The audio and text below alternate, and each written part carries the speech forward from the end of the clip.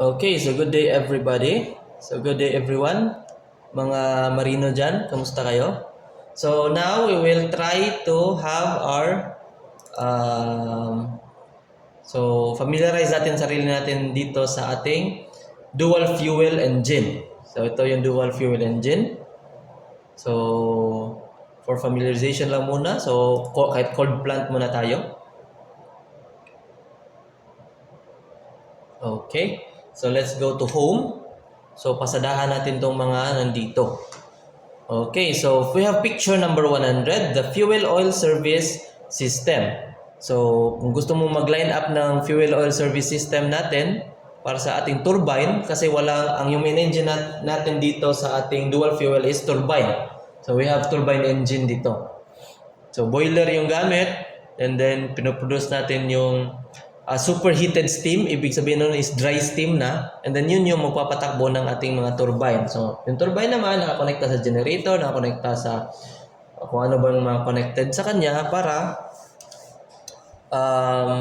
for starting, for magkaroon tayo ng kuryente gamit yung turbine, or check natin kung ito turbine ba yung nagpapatakbo ng barkong to.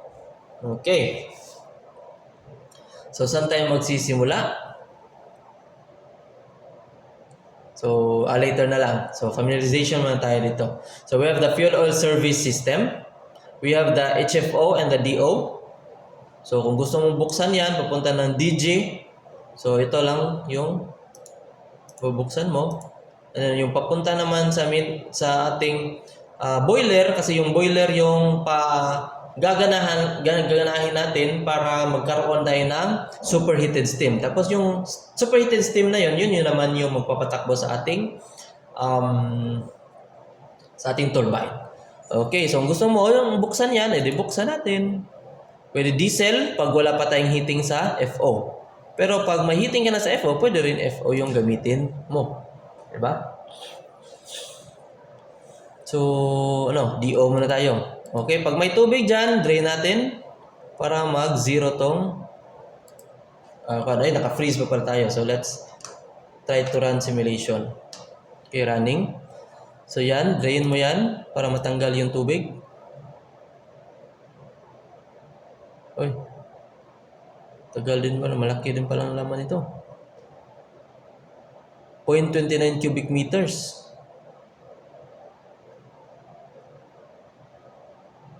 So, medyo matagal din pala yan.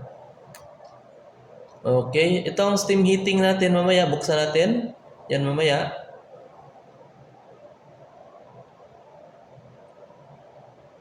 So, medyo matagal pa pala yan. Okay, so bukas tayo ng isang filter. So, ito, suction filter.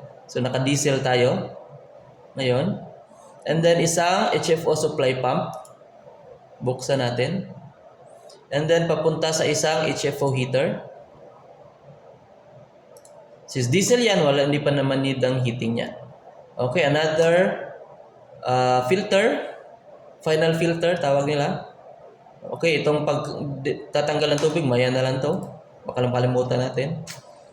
Okay, so meron tayong fuel papuntang boiler. And then, kailangan naka-automatic. Ano ba to? Temperature pala to. So, maya, automatic natin yan pag naka-fuel oil na tayo. And then, after ng boiler, lalabas siya, babalik dito sa ating settling tank, or pupunta siya sa ating gas separator. Ito lang, dito lang tayo, gas separator. Yan, gas separator para i-reuse natin yung diesel. Okay, diesel tayo, so wag niyong buksan itong pabalik ng HFO settling tank kasi maubos yung diesel natin, mapupunta lahat sa ating settling tank. Okay, so yan. So balik, goods na yan.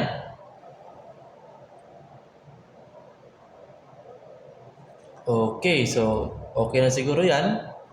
So let's go to next picture, page down.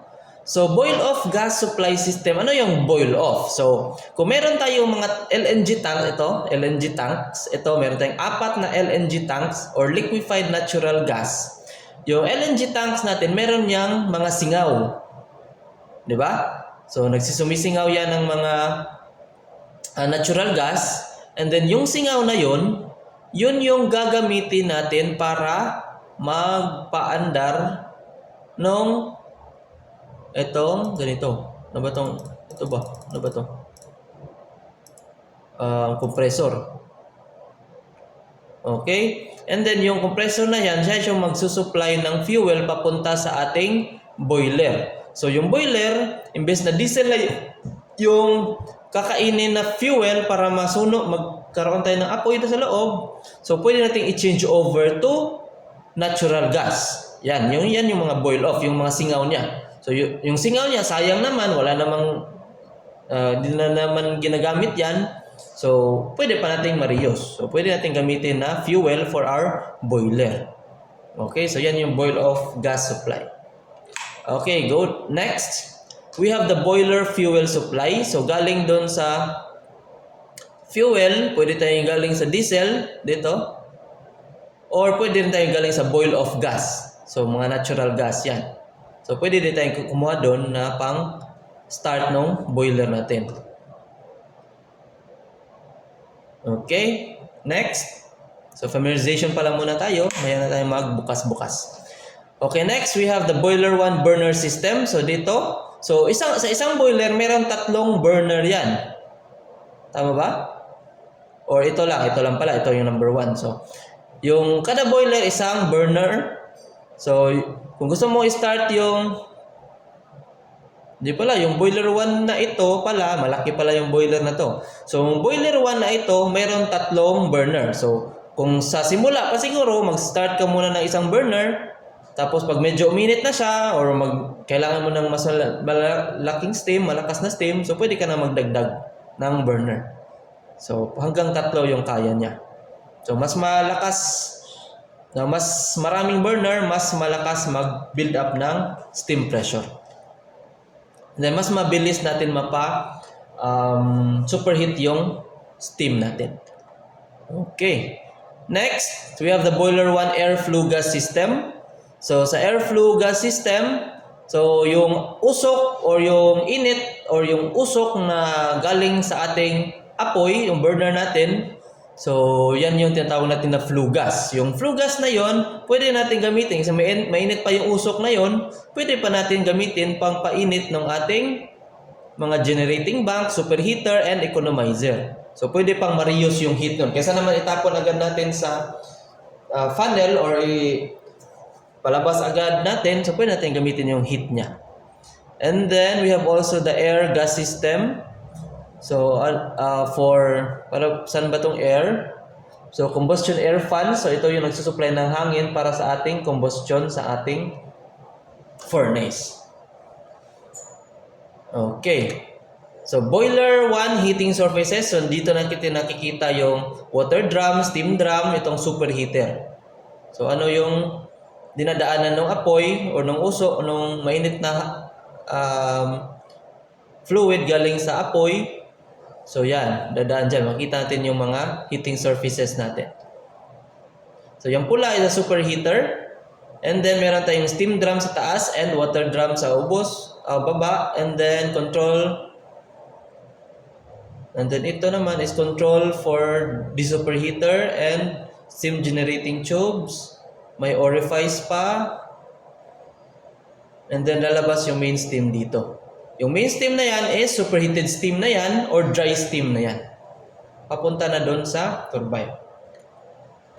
Okay, page down. We have the boiler 1 water steam system. So, nandito yung water drum. Ito yung steam drum. So, makikita natin yung linyada ng ating superheater. Saan papunta? Yung linyada ng ating economizer and chemical feed ng tangke. Okay, next, we have the boiler 2 fuel supply. So, ilan ba yung burner dito? 3 din yung burner. Okay. And then, furnace. Yan.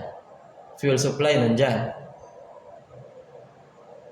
So, pwede natin gamitin yung boil of gas supply or pwede rin tayong kumuha ng diesel or FO.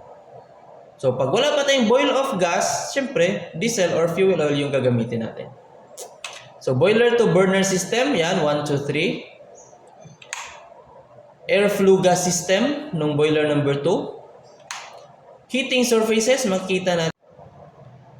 Okay, next we have the main turbine throttle control system. So ito na yung turbine natin. Dito nadadaan yung ating superheated steam. Dito sa pula, dadaan yung superheated steam. And then para mapatakbo natin yung turbine. So yung turbine is nakakonekta sa thrust bearing. Ito yung main gear. Papunta dito sa propeller. So ito yung propeller shaft. So may thrust bearing to protect the system from thrust mula sa propeller. We have here the turning gear, low power, HP gear. So ito yung para pang turning gear lang. So mabagal lang yan. Okay, so yan. Yan yung sa ating main turbine. So ito yung main turbine drain heat system. Drain or heat system. So main steam line, papasok dyan, lalabas dito. Saan ba lalabas yan?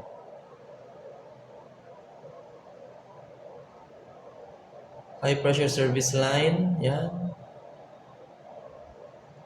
So ito yung mga drain. So pag nag-drain na yan, magiging tubig na yan ulit yung steam natin. So babalik yan sa condenser. Gland steam condenser. Okay. We have the main turbine gland sealing system. So main condenser. So para ito yung superheated steam, pula. Pink is gland steam to gland steam condenser na to. Okay, so pag nag-condense na yung steam, hindi na siya superheated. So condense na siya, babalik na siya sa gland steam condenser. So meron yung gland dyan. So ito yung labyrinth seal natin. Diba? Kung naalala nyo, gland seal. Main turbine lubrication oil system. So yung turbine natin, may langis din yan.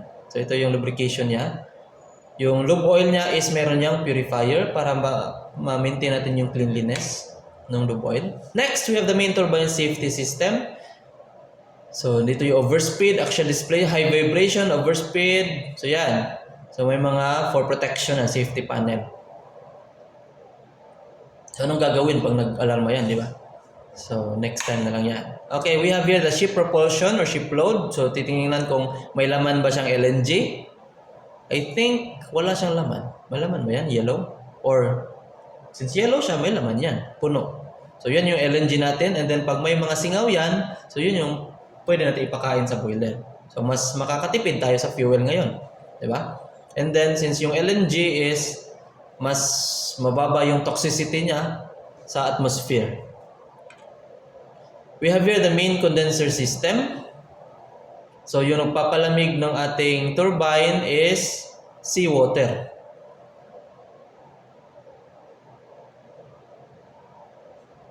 So sa low pressure turbine, low pressure side ng turbine, kailangan siya ng cooling or condenser system.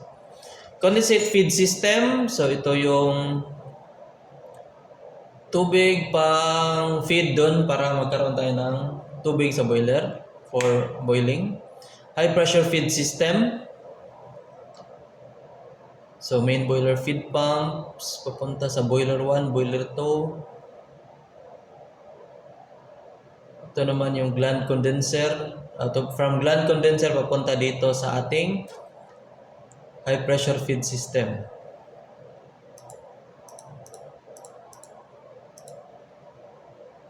So ito pala ay deaerator. So this is the deaerator. So dapat walang hangin pabalik doon sa ating boiler. Boiler feed water pumps. We have the back pressure steam system. We have the boiler steam line. So maraming mga linyada to. We have the boiler steam dump system. So yung boiler mo pagkatapos ng we have the boiler steam dump system. We have the general service steam system. So general service niya. We have the seawater cooled distiller. So ito yung freshwater generator siguro. We have the condensate cooled distiller. Ito ba fresh distiller ba ito ng tubig or hindi? Parang hindi. Distilled water.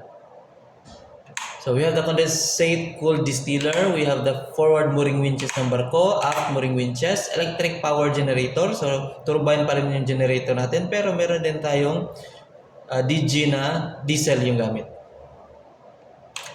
Turbo generator number 1 for generator, turbine gamit. Turbo generator number 2, we have the remote panel main turbine, so ito maraming mga information dyan.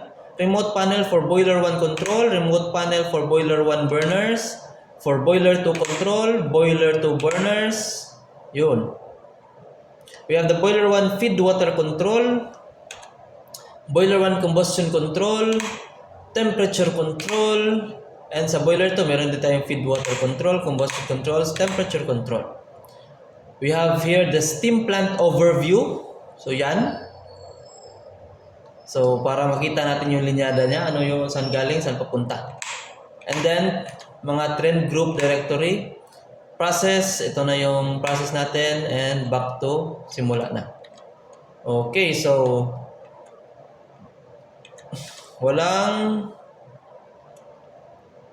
so that's it. So, let's try to start it later naman. So, walang legends.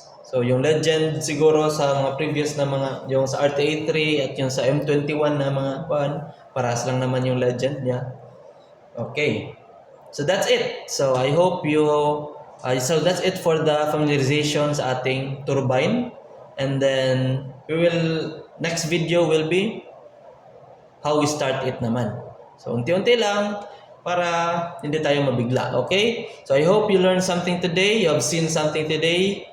So, see you on the next video.